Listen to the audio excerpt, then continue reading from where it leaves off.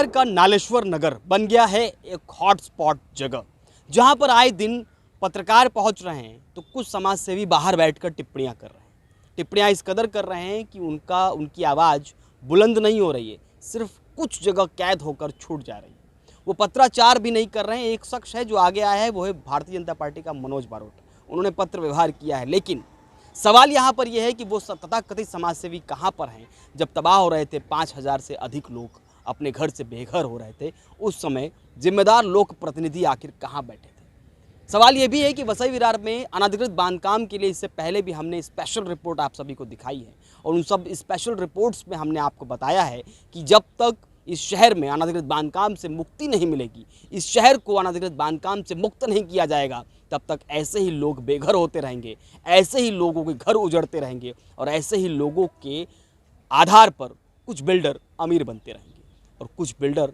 ऐसे ही तहसीलदारों को पैसा पहुंचाकर आराम से बैठेंगे। सवाल यह है कि गरीब पिसता है और अमीर अमीर होता जा रहा है, क्योंकि अमीरों पर यानी उस तरह के काला कारनामा करने वाले लोगों पर कार्रवाई नहीं होती। अब हो भी कैसे जब लोक प्रतिनिधि ही शांत बैठा हो। क्षेत्र के विधायक हैं हितेंद्र ठाकुर, उसके अलावा एक विधायक और हैं क्षितिज ठाकुर। इन दोनों की एक प्रबल जिम्मेदारी बनती है कि वसई विरार तालुके में कोई भी अवैध काम ना हो पाए। और अगर अवैध काम हो भी गया तो करने वाले शख्स पर सबसे पहले प्रथम दृष्टया FIR दर्ज होनी चाहिए, कार्रवाई आगे बढ़नी चाहिए, ताकि ऐसे शख्स हिम्मत जुटा पाएँ वसई तालुके में इनलीगल काम करने का, गलत काम करने का। वो गलत काम किसी भी क्षेत्र में हो, उनकी हिम्मत ना हो पाए। लेकिन वसई तालुके में ऐसा नहीं हो पा रहा है, क्योंकि हितेंद्र ठाकुर विवाह कॉलेज के कार्यालय में बैठकर जनता को संबोधित करते हैं, उनकी समस्या का निराकरण करते हैं। अगर वो उस कार्यालय से बाहर निकल कर सड़क पर और सड़क से उतरकर शहर को देखेंगे तो उनको मालूम पड़ेगा कि शहर में कैसी समस्या है। बिजली, पानी, सड़क, नाली, खड़ंजा आदि इन छोटी छोटी समस्याओं के साथ में बहुत सारी समस्याएं, सबसे बड़ी समस्याएं वो है शहर की सौंदर्यीकरण के साथ बर्बरता करने वाले बिल्डर्स।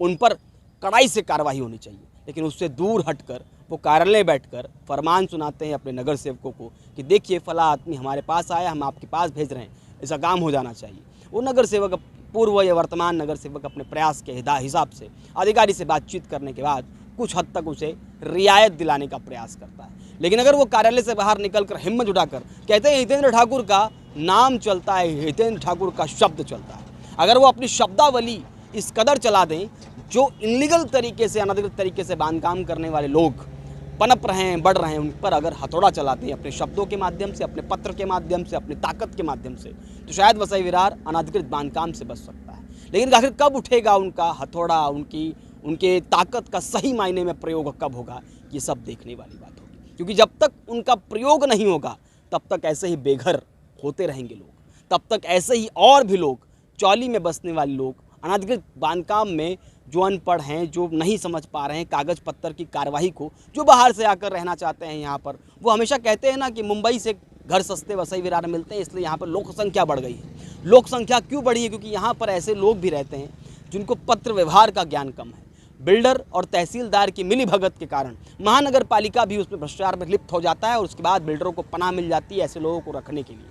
उन्हें घर पट्टी मिल जाती है, लाइट बिल मिल जाता है, तो उन्हें लगता है कि सब कुछ पंजीकृत है, लिखित रूप में सब कुछ सही है, क्योंकि उनके पास जो पत्र है उसमें साफ तौर पे लिखा है कि आप घर पट्टी यानी टैक्स भर रहे हैं, आप जो लाइट बिल दे रहे हैं वो भी पंजीकृत है, वो भी बिजली विभाग के द्वारा आपको लाइट बिल आपके रूम के अनुसार क्रमांक, आपके रूम का क्रमांक लिखा रहता है, और साफ तौर पे लिखा रहता है कि ये बिड मीटर जो लगा है ये आपके घर के मुखिया के नाम पर है। इसके आधार पर सोचता है घर तो हमारा सब कुछ ठीक है, और कागज़ मिल जाता है एग्रीमेंट के आधार पर। ऐसे में उन कागज़ों के झोल में वो अनपढ़ व्यक्ति फंस जाता है, लेकिन उसे ये नहीं पता होता है कि एक दिन रात में, दिन में, कभी भी नोटिस चिपकाने के बाद आपका घर तहस नहस कर दिया जाएगा। ऐसे में इन सब गरीब और असहाय लोगों के लिए, ऐसे लोगों के लिए आगे आना पड़ेगा। लेकिन कौन आएगा पता नहीं। सब चुपचाप चुप्पी साधे बैठे हैं, क्योंकि वो जानते हैं कि इस रंग में कहीं ना कहीं वो भी इस कोठरी में काले या पीले रंग में रंगे हुए हैं। अब वो क्यों?